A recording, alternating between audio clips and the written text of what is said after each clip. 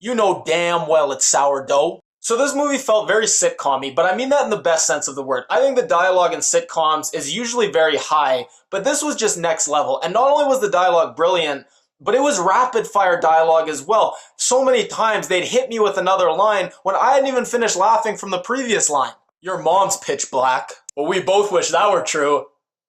I don't really know what I mean by that.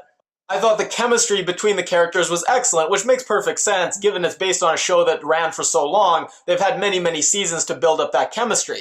Come on, man, don't be the comma in Earth, Wind, and Fire. Come on, man, don't be the tender sweetness of a seasick crocodile. The chemistry was great, and the characters on their own, they were just very funny actors, whether they were screaming or shining a flashlight in each other's eyes. Everything they just did it in a very humorous way. Is that a business card for me?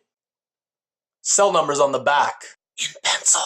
Now, my only criticism, I guess, is if you're not a fan of the show, you're going to have a hard time getting invested in the plot. You're either going to be very confused about what's going on, or even if you know what's going on, you're not really going to care that much because you haven't spent 8 seasons with these characters getting really invested.